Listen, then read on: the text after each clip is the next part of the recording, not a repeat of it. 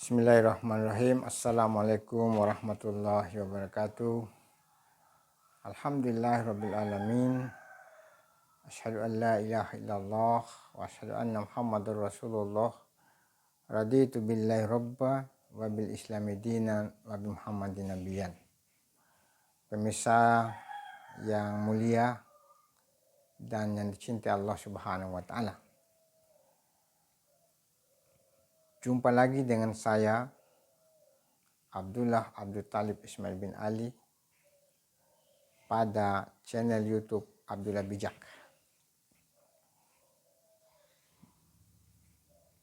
Filsafat di era metaverse. Ada keraguan, kegelisahan, bahkan pesimisme dari kalangan pemikir, baik pemikir Islam secara filosofis maupun pemikir Islam secara teologis. Dengan hadirnya zaman yang disebut dengan zaman metaverse, era metaverse.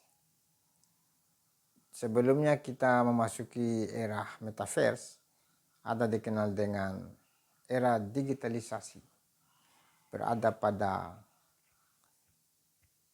era 4.0, 4.0, sekarang era metaverse. Apa itu era metaverse? Era metaverse adalah di mana era ini yang senantiasa menjadi ukuran segalanya adalah virtuality of reality. Ya. Virtual menjadi alam nyata.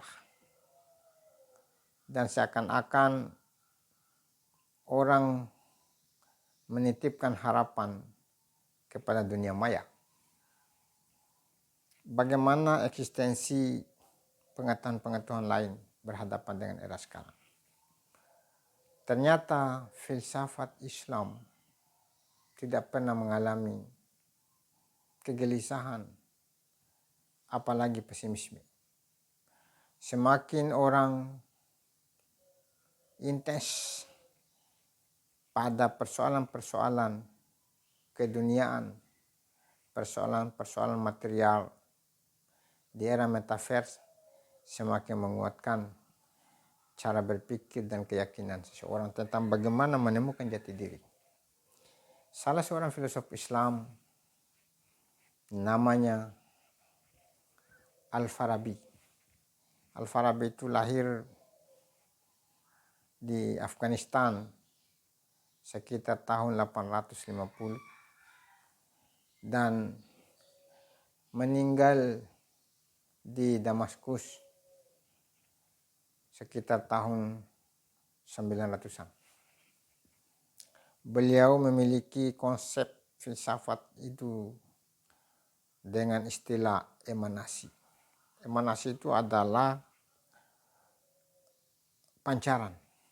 Sebagaimana dipahami oleh filosof sebelumnya namanya Plotinus dalam filsafatnya Platonisme yang dikenal dengan panteisme. Beliau ingin menguraikan bagaimana menjelaskan tentang konsep filsafat Islam emanasi itu bahwa Tuhan menciptakan alam. Dalam pandangan Al-Farabi bahwa Allah dalam keadaan sendiri. Lantas Allah berkehendak untuk menciptakan makhluknya. Maka keluarlah dan muncullah pikiran pertama Allah, pikiran pertama Tuhan. Pikiran pertama itulah yang memikirkan kembali tentang esensinya. Maka muncullah materi. Pikiran pertama berpikir tentang dirinya, maka muncullah materi, dan pikiran pertama memikirkan kembali tentang esensinya, maka muncullah pikiran kedua. Jadi akal-akal yang digunakan oleh Allah dalam pandangan Al-Farabi mulai dari akal pertama sampai akal ke-10. Akal pertama itu adalah Allah menciptakan langit. sampai pada akal ke-10 Allah menciptakan bumi, dan di bumi itulah tercipta manusia. Maka muncullah ayat yang disebut itu, wa idz qala rabbuka lil malaikati inni ja'ilun fil ardi khalifah. Kenapa manusia melakukan dosa? Karena manusia secara geografis posisinya jauh dengan Allah. Karena manusia di bumi, Allah itu transendental. Makanya jangan heran manusia itu melakukan kesalahan, manusia melakukan dosa. Karena kata Isa alaihissalam atau Yesus Kristus mengatakan, manusia sudah bersedia menerima diturunkan di permukaan bumi. Maka dengan demikian mereka harus menanggung dosa. Karena itu siapapun kita pasti melakukan dosa. Karena dosa dan kesalahan itu maka hadirlah Nabi Muhammad SAW mengajarkan kepada kita. Kullu bani Adam khata. Semua anak cucu Adam itu adalah sia-sia, bersalah dan dosa. Wa khairu khata'u tawwabun. Sebaik-baiknya orang salah itu adalah bertobat. Tobat itu tabaya tubuh taubatan. Kembalikan eksistensi dirimu untuk sadar bahwa kamu adalah manusia unggul, kamu adalah manusia suci, kamu tidak boleh melakukan pelanggaran. Oleh karena itu orang senantiasa berpikir berenung, tipis kemungkinan untuk melakukan pelanggaran. Berpikir yang dimaksud adalah berpikir cerdas. Berpikir yang dimaksud adalah berpikir bijak. Tetapi orang yang jauh dari berpikir atau jarang menggunakan akalnya untuk berpikir, rawan dan rentang untuk melakukan pelanggaran. Coba lihat, di mana-mana orang yang melakukan kesalahan, di mana-mana orang melakukan pelanggaran, itu semua karena mereka tidak berpikir. Allah mengingatkan kepada kita, afala ta'qilun, afala tubasirun, afala tatafakkarun. Apakah kamu tidak memperhatikan? Apakah kamu tidak berpikir? Dan apakah kamu tidak mengetahui? Karena itu pemirsa sekalian, di dalam dunia era metaverse, orang selalu menghayalkan sesuatu yang maya seperti nyata. Sudah ada pada masa Al-Farabi, bagaimana dia memikirkan bahwa Allah dalam menciptakan itu dengan sebuah imajinasi yang benar, bukan imajinasi khayalan. Karena itu apapun perkembangan zaman yang kita hadapi, itu perkembangan sunatullah. Kita tidak perlu meragukan, kita tidak perlu gelisah, karena manusia memiliki dua kemampuan. Kemampuan yang pertama adalah kemampuan mampu memikirkan menembus masa depan. Wal tanzur nafsu ma qaddamat ligadin wattaqullah.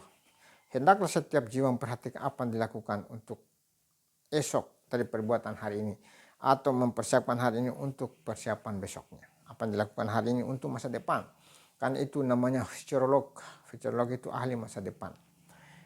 John Naisbitt saja sekitar sebelum tahun 2000, tahun 2000, beliau pernah menyampaikan dalam megatrend dunia 20,000, dia mengatakan begini, di dunia ke depan itu 10-20 tahun ke depan, manusia akan bergantung kepada 3 hal, 3F, food, fun, fashion. Food artinya makanan, fun artinya hiburan, fashion adalah busana pakaian. Ternyata betul apa yang dikatakan oleh mereka yang ahli masa depan. Saya kira yang paling ahli masa depan adalah Rasulullah SAW. Rasulullah bukan hanya sekedar seperti John Naisbitt mengatakan manusia ke depan adalah bergantung sungguh pada makanan. Sekarang kita, makanan itu go food. Kita tidak pernah berpikir panjang, sudah tiba-tiba makanan sudah sampai di rumah. Tetapi apa yang terjadi pemirsa sekalian? Tidak semuanya makanan itu adalah halalan thayyibah. Ternyata manusia itu terjadi perusakan di dalam organ karena makanan. Makanan itu adalah makanan siap saji, itu sebenarnya merusak. Kita kembali ke alam, back to nature. Karena itu kalau mau generasi kita bagus, jangan biarkan anak kita sembarang memakan makanan. Apalagi makanan siap saji, makanan yang mengandung unsur zat pewarna dan makanan yang mengandung unsur kimiawi, itu merusak masa depan. Kalau kelebihan masako, Roiko, Sasako, Fixin, dan seterusnya. Itu akan menjadi otak kita ini semakin lemah. Yang kedua adalah fun, hiburan. Sekarang manusia sudah kebanyakan menjauh dari itikaf di masjid. Kan lebih banyak itikaf di warkop, lebih banyak itikaf tempat keramaian dan seterusnya. Boleh kita pergi, tetapi kita tetap mempertahankan diri bahwa sebaik-baiknya itikaf, sebaik-baiknya hiburan adalah di tengah malam. Kita melakukan qiyamul lail. Suatu ketika di siang, tapi ada waktu-waktu tertentu, kita melakukan itikaf di masjid. Sekarang, pemirsa sekalian, manusia sangat tergantung pada alat informasi, HP, handphonenya 1-3. Dia sepertinya merasa kehilangan zaman karena selalu mengikuti apa yang harus dia baca, apa yang dia harus ikuti, apa yang dia harus kejar. Karena itu manusia habis waktunya gara-gara mengejar dunia. Boleh mengejar dunia, tetapi jangan lupa akhirat. Dan yang ketiga adalah fashion. Sekarang pakaian ala Islami, estetika Islamis boleh, tetapi terkadang panjang roknya baru disobek sampai di paha. Terkadang juga panjang lengan bajunya dan seterusnya, tapi di dadanya disobek sampai di bawah. Itu sebenarnya fashion yang melanggar esensi atau hakikat daripada ajaran Islam. Karena itu pemirsa sekalian, ternyata apa yang dikatakan oleh John Naisbitt, apa yang dikatakan oleh Fritz Capra dan seterusnya tentang masa depan sudah terjadi di hadapan kita. Karena itu jangan lengah. Rasulullah SAW telah menyampaikan bahwa akan ada masa di mana zaman itu manusia tinggal hanya namanya muslim, tinggal hanya mukmin, tetapi mereka tidak pernah lagi mengisi masjid. Masjid semakin megah, tetapi penghuninya semakin kosong. Oleh karena itu, untuk atau agar supaya kita tidak terlambat dipengaruh oleh zaman, apalagi di era metaverse, pada hari ini kita kembali bagaimana reeksistensi diri, memandang bahwa perubahan itu tetap ada, tetapi tidak akan terjadi perubahan ke arah yang kiri kalau kita masih konsisten di dalam Islam. Fa'akim wajhaka lid-dini hanifah fitratallahi allati fataran nasa 'alaiha. Maka hadapkanlah wajahmu ke agama yang hanif. Maksudnya masa depan apapun yang kau hadapi adalah masa depan selalu berada pada lingkaran agama yang benar, yaitu agama Islam. Dimanapun kita berada, kapanpun kita berada, apapun aktivitas kita, Islam tidak boleh tercabut dari akar kemanusiaan. Karena Islam itu adalah pengontrol, Islam itu adalah panutan, Islam itu adalah pedoman.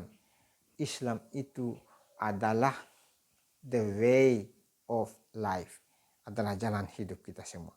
Semoga ada manfaatnya. Wassalamualaikum warahmatullahi wabarakatuh.